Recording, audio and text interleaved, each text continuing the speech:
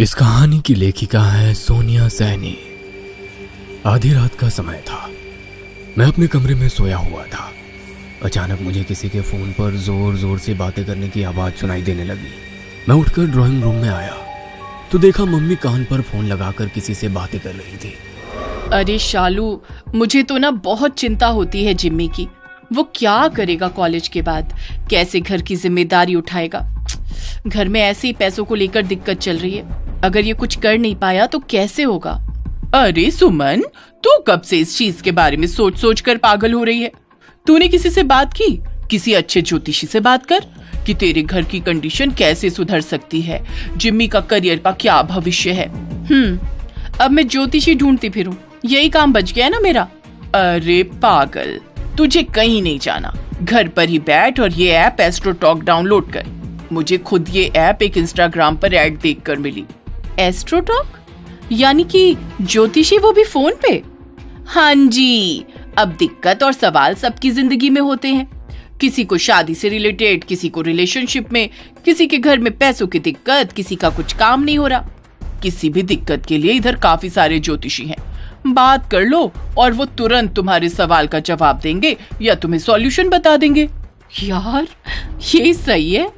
सबसे बढ़िया बात, मैं जब खुद अपना घर बनवा रही थी तो बहुत दिक्कत आई थी। तब मैंने यहाँ एक ज्योतिषी प्राची से बात की थी। उनसे मैं कुछ पूछती, उससे पहले उन्होंने सिर्फ डेट ऑफ बर्थ और टाइम मांगा और वो देते ही तुरंत पूछ लिया घर से रिलेटेड कुछ प्रॉब्लम्स चल रही हैं? सिर्फ डेट ऑफ बर्थ और टाइम से? मैं इसमें जिम्मी के बारे में पूछ सकती हूँ और घर के पैसों की दिक्कत से रिलेटेड? अरे कुछ भी। अब देखो, हम सबकी लाइफ में डाउट्स और इश्यूज तो आते हैं ना। कोई रिलेशनशिप में तो उसे ये समझाना होता है कि लॉन्ग टर्म है या नहीं। कोई सिंगल है तो ये समझना होता है कि कब आएंगे रिलेशनशिप में, किसके साथ आएंगे, जॉब कब लगेगी, सेटल कब होंगे।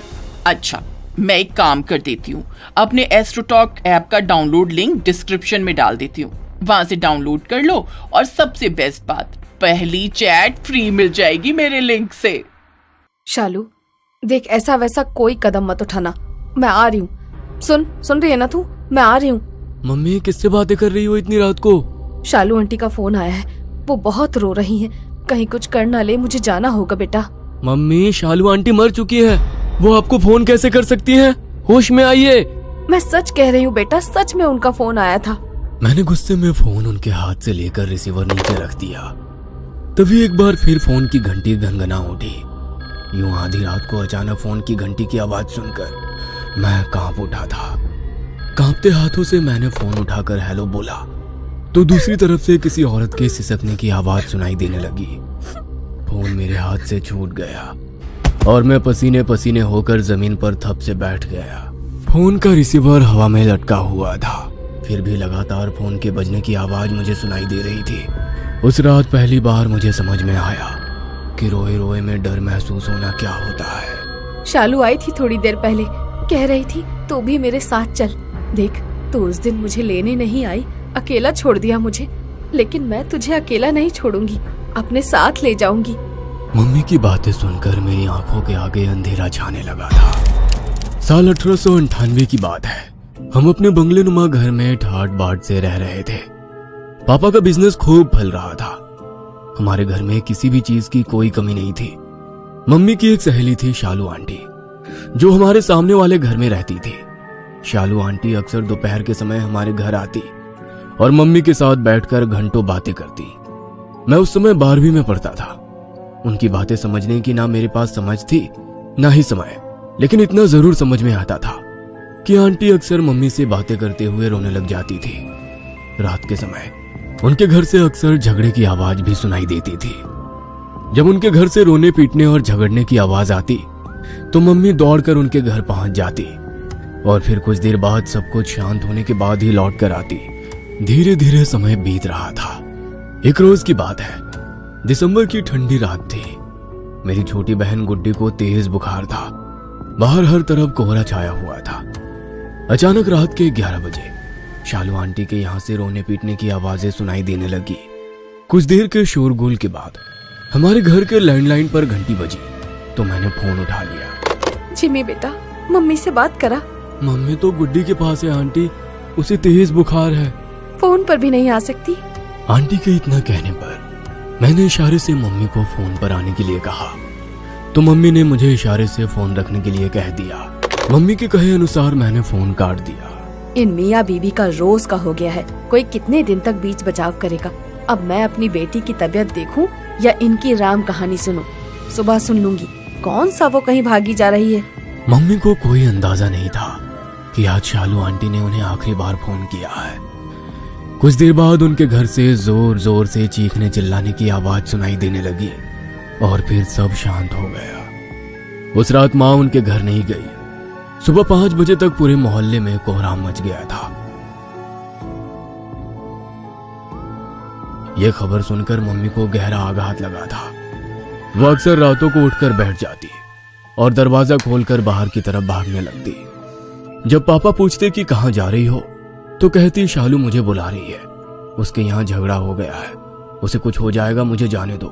पापा को यही लगता था कि मम्मी को शालू आंटी को उस रात ना बचा पाने का पछतावा है, इसीलिए वह ऐसे रिएक्ट कर रही है। धीरे धीरे हमारे घर का माहौल बदलने लगा। पापा का चलता हुआ बिजनेस ठप पड़ने लगा। अपने बिजनेस को बचाने के लिए पापा ने जो भी कर्ज लिया था वो भी डूब गया। अब पापा के पास कोई और चारा नहीं बचा था। अंत में उन्होंने अपना मकान बेचने का डिसीजन ले लिया। एक तरफ हमारा मकान जा रहा था, दूसरी तरफ कुछ ऐसा घट रहा था जिस पर यकीन करना मुश्किल था। मम्मी को डिप्रेशन नहीं था, उन्हें वाकई शालू आंटी दिखाई दे रही थी और इस बात का एहसास मैं खुद कर चुका था। मैं पापा को मम्मी के बारे में बताकर टेंशन नहीं देना चाहता था, लेकिन अब चीजें नियंत्रण से बाहर हो रही थी। उस रोज मैंने पापा को सब कुछ सच बताने का निर्णय लिया। उसी शाम पापा घर आए तो उनके चेहरे पर खुशी झलक रही थी। क्या बात है पापा, आज आप खुश लग रहे हैं? बेटा, धर्मेश अपना बंगला मुझे आधे दाम में देने के लिए तैयार हो गया है। कहता है शालू चली गई, अब वो इस घर में नहीं रहना चाहता, बस जल्द से जल्द यहाँ से दूर जाना चाहता है। बेटा, हमारे लिए इससे खुशी की बात क्या होगी, हमें इसी मोहल्ले में सामने वाला घर मिल गया, वो भी आधे दाम में। हम उस घर में नहीं रहने वाले। पापा, मम्मी को शालू आंटी दिखाई देती हैं, मम्मी की हालत बिगड़ रही है और आप कह रहे हैं हम उसी घर में रहने जाएंगे जहाँ उनकी मौत हुई है? ऐसा कोई घर नहीं जहाँ कोई मरा ना हो, वहम की बातें है ये सब बेटा। और तेरी माँ को डिप्रेशन हुआ है, उसे इलाज की जरूरत है बस। और सबसे बड़ी बात, मैं पैसा दे चुका हूँ, हम कल ही वहाँ शिफ्ट हो जाएंगे। पापा कुछ सुनना नहीं चाहते थे, इसीलिए 2 दिन बाद हम शालू आंटी के बंगले में शिफ्ट हो गए थे। उस बंगले में बिताए हुए दिन मेरे जीवन के सबसे मनहूस दिनों में से एक है। मम्मी की हालत पहले से काफी खराब थी। पापा अपने कमरे में सोए हुए थे, मैं और छोटी मम्मी के साथ कमरे में सोए थे। अचानक आधी रात गए हमें किसी के जोर जोर से चीखने और रोने की आवाज सुनाई देने लगी। ऐसा लग रहा था जैसे कोई किसी को बुरी तरह से मार पीट रहा हो। घबराकर मेरी नींद टूट गई। जब मैं अपने बिस्तर से उठा तो पाया कि बिस्तर पर छोटी बहन और मम्मी दोनों ही नहीं है और पूरे बंगले में अंधेरा पसरा हुआ है।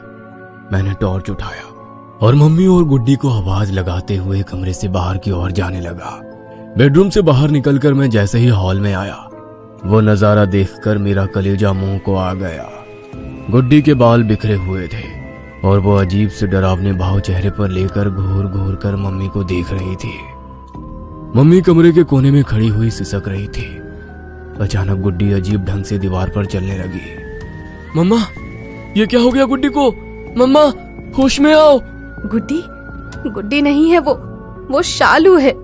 ये क्या कह रही हो? मेरे इतना कहते ही गुड्डी ने अजीब सी नजरों से मेरी तरफ देखा और जोर जोर से हंसने लगी। फिर वो भयानक तरीके से उल्टी होकर हाथ और पैरों पर चलते हुए मम्मी के पास आई और उनके कान में आकर फुसफुसाते हुए कहने लगी, तू चलना मेरे साथ, नहीं तो मैं गुड्डी को ले जाऊंगी। गुड्डी की बात सुनकर मम्मी चक्कर खाकर नीचे गिर पड़ी और मैं डर से बुरी तरह से कांप रहा था। ये सब शोर शराबा सुनकर शायद पापा की भी आंख खुल गई थी और वो दूर खड़े हुए सब देख रहे थे। जैसे ही उन्होंने मम्मी को बेहोश होकर गिरते हुए देखा, वो दौड़ते हुए घर के मंदिर में गए और वहां से कपूर और गंगा जल उठाकर ले आए।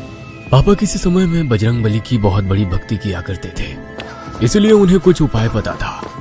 पापा ने हनुमान चालीसा पढ़ते हुए कपूर जलाया और गंगा जल को कलश के चारों ओर 3 बार घुमाकर उस जल को गुड्डी के ऊपर छिड़क दिया। उसके बाद उन्होंने उस जल को पूरे घर में छिड़का और हॉल में वो कपूर जलता हुआ छोड़ दिया। पापा के उस उपाय को करने के कारण गुड्डी के ऊपर से शालू आंटी की आत्मा चली गई थी। गलती हो गई मुझसे, जो मैंने तुम लोगों की बातों को गंभीरता से नहीं लिया और इतनी बड़ी मुसीबत में अपने घर को फंसा दिया। अगर इस घर में हम ज्यादा दिन रहे तो कुछ भी अनहोनी हो सकती है। यह प्रेत आत्मा बहुत शक्तिशाली है बेटा।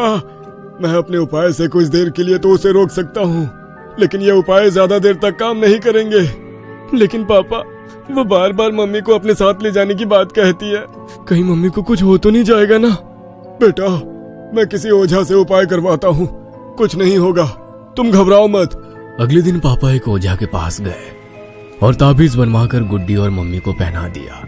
अगले कुछ दिन बहुत शांति से बीत गए। एक दिन रात के समय मैंने फिर से किसी की रोने की आवाज सुनी।